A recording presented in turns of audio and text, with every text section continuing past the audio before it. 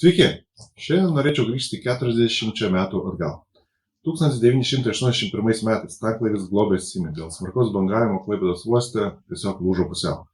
Tai buvo viena didžiausių naftos išsiliejimo katastrofų Lietuvoje, kuri net privertė įsteigti specializuotas įmonės, kaip tvarkytis su tokių avarijų padariniais. Ir nors mes daugelis užmiršę apie šį įvykį, arba tiesiog neprisimenam, kad toks kažkada buvo, nes gimėme vėliau, bet mums apie jį visą laiką primins Kretingos rajone, šalia miškų, liūlanti naftos pelkė, kur buvo surinkti ir išpilti visi tanklaivio išsilieję naftos produktai. Buvo netikėtas Miltinėje gyvūnų reabilitacijos centre sutikti darbuotojų, kurie patys kibirai sėmė ant Lietuvos paplūdimių tuo metu susidariusi naftos sluoksnį, kurios storis galėjo siekti net pusę metro. Ir tai tikrai ne vienintelis toks tragiškas įvykis gamtai ar žmonėms Lietuvoje. Pavyzdžiui, Jonavoje 1989 metais, prieš 30 metų, Achemoje, izoterminio saugyklos rezervuare įvyko sprogimas. Įsiliejo amoniakas, užsiliepsnojo trąšų sandėlys ir be iškart pasireiškusių pasekmių ten po žemę vis dar yra susikaupęs azoto ežeras. Šiauliuose, Vilniuje, oro uostuose besileidžiantis lėktuvai, kariniai ir ne tik perteklinį degalų kiekį išpildavo tiesiog šalia pakilimo tako ir ten mes turime naftos ežerėlius, kuriuos dar šiandien bandome išvalyti, tačiau pabaiga turbūt ne taip paprastai pasiekima, kaip mums norėtųsi. O šalia jūsų yra tokių užterštų teritorijų. Aplinkosauginiai standartai Lietuvoje pradėti diegti ne taip seniai. Užuomazgos atsirado atkūrus nepriklausomybę, o rimtesnis reguliavimas tik tai prisijungus prie Europos Sąjungos. Vietų, kur veikia sąvartynai, kur veikia taršūs fabrikai, naftos ir degalų bazės, kur saugoti pesticidai Lietuvoje yra suskaičiuojama virš 6000. Tai 6000 vietų, kur veikla buvo vykdoma dar sovietiniais laikais, be jokių aplinkosauginių standartų. Tai 6000 vietų, kurias šiandien Lietuvos geologijos tarnybos dėka pasižymėjome, bet dar neištyrėme, kiek tarša ten reali ir plintanti. Mūsų dėmesį tokios vietos atkreipia tik tais vietos gyventojai.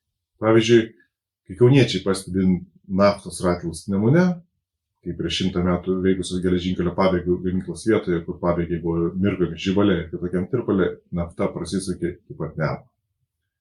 Tačiau neturėtume laukti, kol situacija taps tokia nekontroliuojama. Tai 6000 vietų gali būti patikrinti jau dabar ir jei pats išvalymas gali būti dar sunkiai įgyvendinamas dėl milžiniškų lėšų poreikio, tai bent jau stebėjimas ir pavojingiausių vietų sutvarkymas gali būti neatidėliojamas. Kokie sprendimai? Sprendimai, kuriuos siūlau, yra aiškus ir paprasti. Pirma, tai remdamasis geologijos tarnybos duomenimis paruošiau Lietuvoje užterštų vietų žemėlapį. Svarbiausia čia atkreipti dėmesį į apleistus ir vis dar neveikiančius objektus, nes jeigu veikla iš tiesų vis dar vykdoma, tai ten yra ir konkretus atsakingas asmuo už bet kokią prasisukančią ar pasireiškiančią taršą.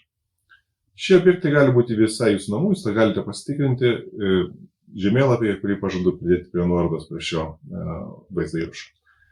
Antra, siūlau įpareigoti aplinkos apsaugos departamentą ir Lietuvos geologijos tarnybą atlikti preliminarius taršos tyrimus visose 6000 objektų, nes būtent čia šiuo metu labiausiai nerimą kelia nežinomybė, kiek pavojinga yra ten likusi tarša.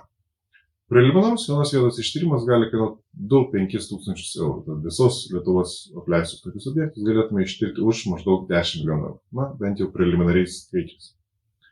Trečia, privalome sureguliuoti stebėjimo sistemą, kuri užtikrintų, kad iš užterštų ir apleistų teritorijų tarša neplinta į aplinkinius ir gruntinius vandenis, į vandens telkinius arba tiesiog kitaip nekelia grėsmės mūsų sveikatai.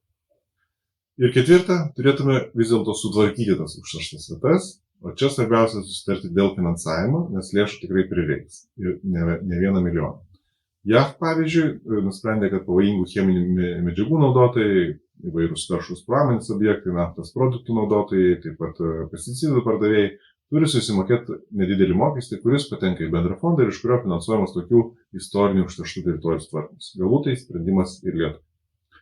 Kol kas būkime sąmoningi, domėkime savo aplinką, paruoštą žemėlapį, kaip minėjau, pridėsiu prie nuorodų ir iki kitų kartų.